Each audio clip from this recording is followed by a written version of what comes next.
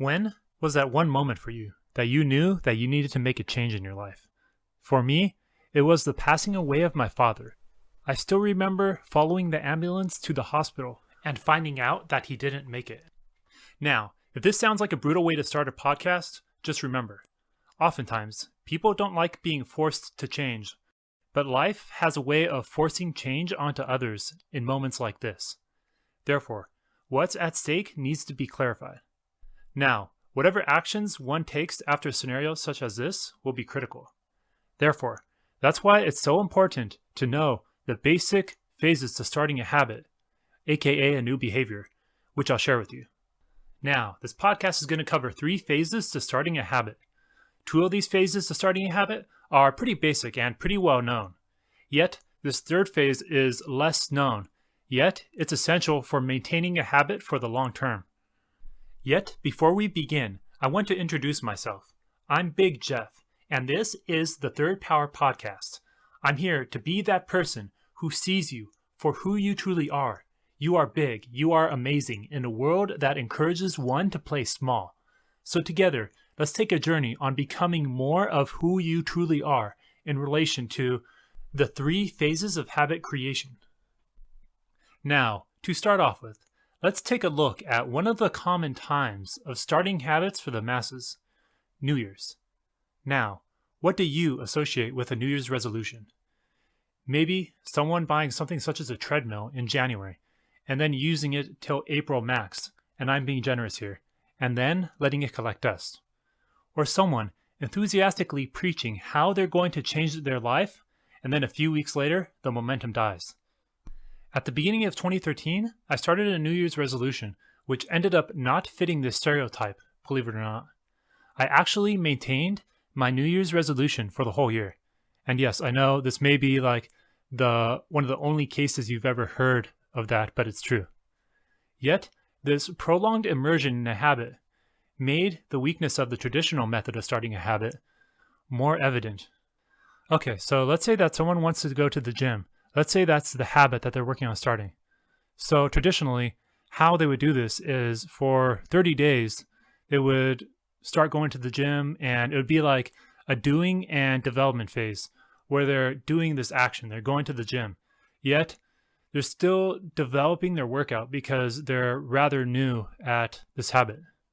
For example, during this phase, the person may still kind of be working out the best time to go to the gym. Should they go before work, after work, and trying to figure out where it works best for them. And they may be looking at different ways of logging their workouts and like what muscle groups are going to work out what day and stuff like that. Then after this 30-day time period, the kinks in the workout will likely be ironed out, and they'll be following a certain pattern. Therefore, once this pattern is developed, then they can move on to developing another habit, and they'll still be having this habit of working out and going to the gym. Now, this phase of having the habit is oftentimes people's goals. They want to have the habit of going to the gym, or they want to have the habit of saving and budgeting their money. And this method of habit creation, using these 2 phases over a period such as a year, can definitely help someone out because it can allow them to start 12 habits over a 12-month period. Yet, since these behaviors, which are continued over a certain period of time, are considered habits in the person's mind, they're not considered a part of the person's being. They're considered as behaviors which the person is maintaining as a substitution for the behaviors that they've been maintaining in the past. Therefore, with this person, there's still some sense of identity with the past self. And this, obviously, makes the person need to put more energy into sustaining their habit than they otherwise would if they simply, after a certain time period, identify themselves as the person who goes to the gym, that they already are this person that goes to the gym. And therefore, there wouldn't be this need to sustain this habit that's like almost external, this external idea of a habit. It would just be, I am a person who goes to the gym. And they would just continue doing what they've been doing throughout their sequence of maintaining the habit.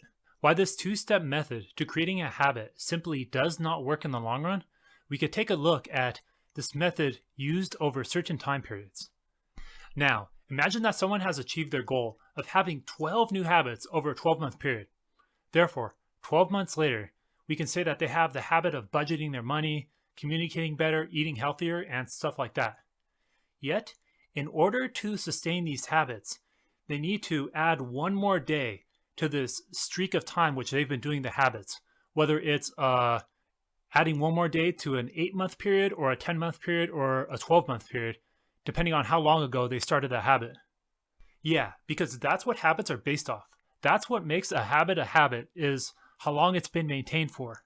For example, something maintained for 2 days isn't really a habit, yet something maintained for 6 months is. Yeah, so therefore, this variable of time has an effect on habits. For example, if someone maintained this pattern of starting one habit every month for 5 years, then they would have 60 habits.